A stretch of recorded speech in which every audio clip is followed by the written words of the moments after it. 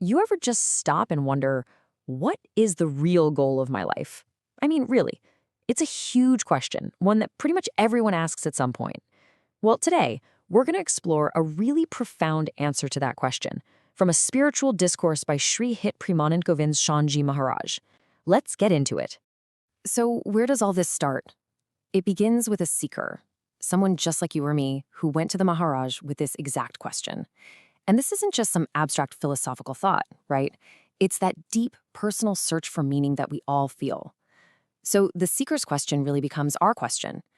And there it is, laid out so simply. How do I know what my life's goal is? It's such an honest, raw question, just a genuine request for some direction. But let me tell you, the answer he gets, it's probably not what you're thinking. That's it. The only goal is to wake up. Just think about that for a second. That one sentence completely flips the whole conversation. It suggests that maybe we're not supposed to be looking for a purpose inside our current life. Maybe we need to change how we see life itself. So how do we even start to wrap our heads around that idea of waking up? Well, the Maharaj uses this incredible metaphor, and it's that our life, the one we're living right now, is a lot like a dream. Now, this isn't about saying our experiences don't matter, but it's about seeing them from a totally new vantage point. This quote is really the heart of the idea. Only devotion to God is real, the world is all a dream. So what this is really saying is that all the things that feel so permanent and so important, the good stuff, the bad stuff, the successes, the failures, from a higher perspective, they're as temporary and unreal as something that happens in a dream. And this comparison here just breaks it down perfectly. I mean, think about it. You could have a dream where you become a millionaire, or a dream where you do something terrible. And in that moment, the joy or the fear feels 100% real, right? But then you wake up. Is the money in your bank account? Are you a criminal? Of course not. It was an illusion. The Maharaj is saying our waking life is kind of the same deal. We just haven't woken up yet to realize it. This analogy is just brilliant. Imagine someone is asleep in their bed, but they're yelling and thrashing, dreaming that they're drowning. What do? You don't call 911 and ask for a boat. That would be absurd. You just shake them and say, hey, wake up. The problem wasn't real. Well, we're that drowning person looking for worldly fixes, a new job, a new relationship, to solve a problem that is, at its core, spiritual. The only thing that truly works is to wake up. Okay, so this leads to the next big idea. If this life is like a dream, or maybe like a play, what does that make us? Well, according to this teaching, we're all actors. We've each been given a very specific part to play on this grand stage of life. The specific word for this concept is swing, and it basically means the role you're playing. Are you a parent, a software engineer, a student, a friend? Those aren't who you are deep down. They're temporary roles, assignments given to you by the cosmic director of this whole show. So what's the advice here? It's right here. Let the drama be a drama. Let the role be a role. This isn't telling you to quit your job and abandon your family. Not at all. It's actually saying the opposite. Play your part and play it well. Be the best parent or best employee you can be. But always have that little awareness in the back of your mind that you are the actor, not the character. Don't forget who you really are. And this really lays out the two paths, the two choices we all have. If you completely forget it's just a role, if you get totally lost in the drama and the attachment, well, you just get cast in another role in the next life. The cycle continues.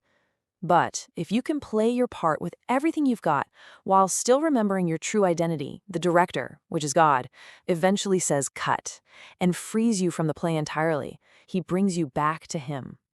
Okay, so if we aren't our jobs or our family roles, then who are we? And what is it that we're all really looking for?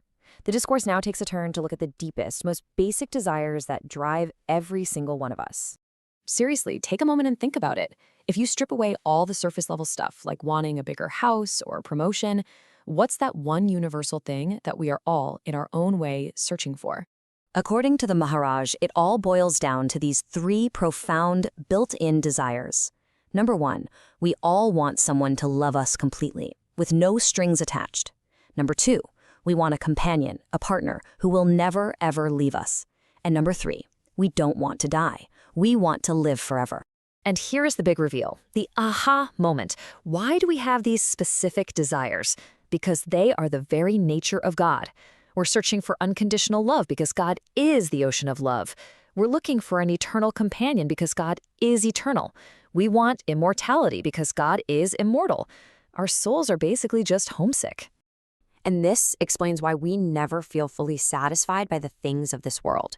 The Maharaj points out that worldly love is almost always conditional. It's based on self-interest, on swarth. It's temporary. It fades. But the love, that permanence we're really craving, that can only be found in our connection to the divine. That's the only love that is truly selfless and lasts forever. So this is all beautiful philosophy, but the big question is, how do we do it? If the goal is to wake up from this dream and find that divine connection, what's the game plan? Well, the final part of the discourse gives us a very clear, very practical path. And the first message is one of urgency. The time is now. Don't put this off. Don't say, oh, I'll get spiritual when I retire, or I'll think about this stuff later. The time to start is right now, while you have a healthy body and a clear mind to do the work. And the path itself is actually woven right into our everyday lives. It's 4 simple steps. 1. Fulfill your duties. Do your job, take care of your family. 2. While you're doing it, always remember it's a role. 3. Chant God's name as much as you can. Fill your mind with that positive vibration. And 4. Listen to spiritual talks and wisdom. It's a path that combines both action in the world and awareness within yourself. And so we end by turning that question back to you, back to all of us. This isn't just a cool idea to think about. It's a challenge to live by. If your life is a role, a part given to you in this great cosmic play, how's your performance? Are you playing your part with excellence, with love, and with that quiet, powerful wisdom of knowing who you truly are? Something to think about.